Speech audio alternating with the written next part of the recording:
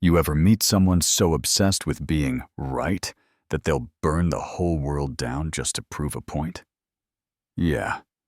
Let me tell you about Diane Freeland, HOA president, self-declared protector of the earth, part-time terrorist if you ask me.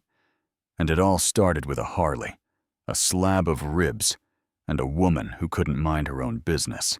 It was the summer of 2000, sticky air, green lawns, the kind of suburb you only see in real estate brochures. I lived in a quiet cul-de-sac just outside Cedar Brook, Minnesota. Little two-bedroom house my dad left me after he passed, along with his pride and joy, an old-school Harley-Davidson Road King, chrome tank, leather seat, a real beauty. Firing that thing up on Sunday mornings, that was my church. Diane, though, she hated that bike, said it was poisoning the planet, murder on wheels, and other nonsense I didn't care to remember.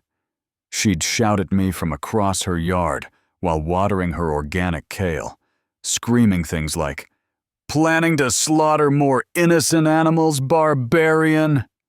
I'd nod politely, smile, and ride off, because I figured, hey, some people are just miserable, right?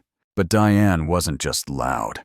She was the HOA president, which, in her mind, meant queen of the block. One week I got a warning for non-compliant vehicle noise, then another for visible meat preparation.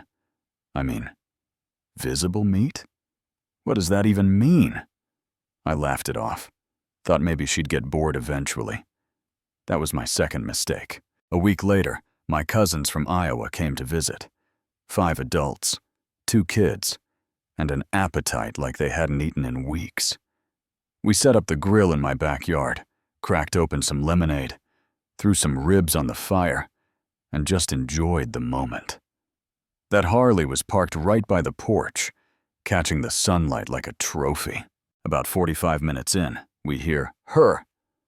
"I've already called 911, she screeched over the fence. "A gang of junkies is smoking something and roasting the flesh of murdered animals." I thought she was bluffing. Then I heard sirens. 2 officers show up, Sergeant Latham and a younger guy named Keith. They take one look at the grill, smell the ribs, and I swear Latham mutters, "Oh great, it's her again." He does a quick walk around, checks our IDs, confirms the kids are drinking juice, then leans in and says, "Mind if we hang out till the meat's done?" We all laughed. Diane, meanwhile, was pacing behind the fence like a zoo animal, yelling about how her stepdad was a police captain, and we'd all be sorry. The cops drove off, but she wasn't done. 2 nights later, midnight, I pull into my driveway after a long shift.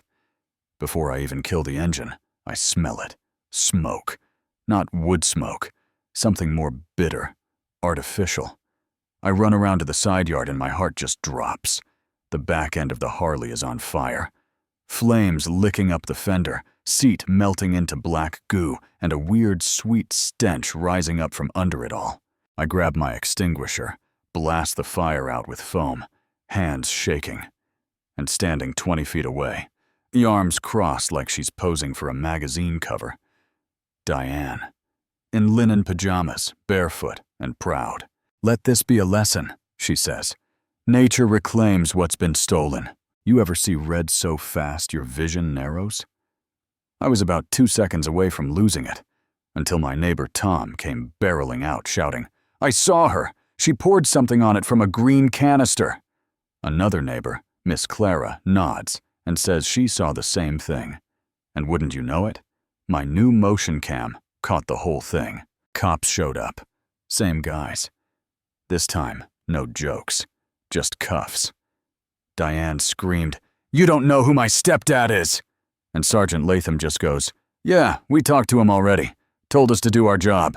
So that's how Diane, our eco-warrior-in-chief, ended up in court on charges of felony arson and filing a false 911 report.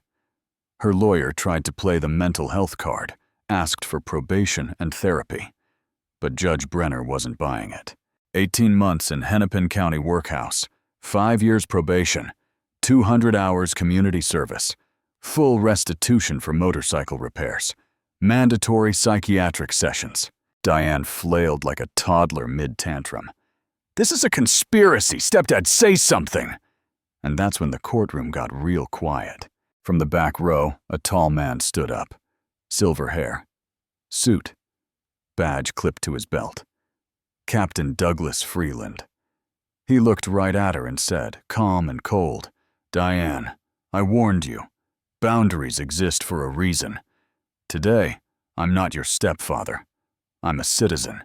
And just like that, the fire went out in her eyes. Turns out she'd been harassing him too, deflating his tires, accusing him of being a meat fascist, even dumping paint on his cruiser once.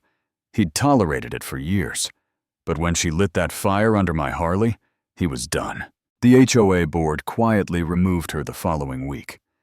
Her empty chair sat in her front lawn for months, grass swallowing it up like it never mattered. I sent the Harley off to Iron Ridge Customs. Kenny did a full overhaul. Fresh leather seat, gradient black to chrome tank. Whole thing tuned to purr smoother than ever. That first ride afterward. Man, I took her around the block, slow and proud. Kids clapped, neighbors waved. Miss Clara held up a cup of tea like a salute. And there it was, on Diane's dead front lawn. An empty chair, untouched, surrounded by weeds. Sometimes justice doesn't shout. Sometimes it rumbles beneath you on two wheels, smells like char and leather, and leaves behind a silence that feels more honest than any apology. But I gotta ask, was Diane just a woman with strong convictions who took it too far? Or did she finally pay the price for terrorizing a neighborhood? Let me know what you think down in the comments. Have you ever had to deal with a petty HOA president? Someone who thought the rules didn't apply to them? I want to hear your stories. And if you got a kick out of this ride, hit that like button. Subscribe for more HOA madness. And I'll catch you in the next one.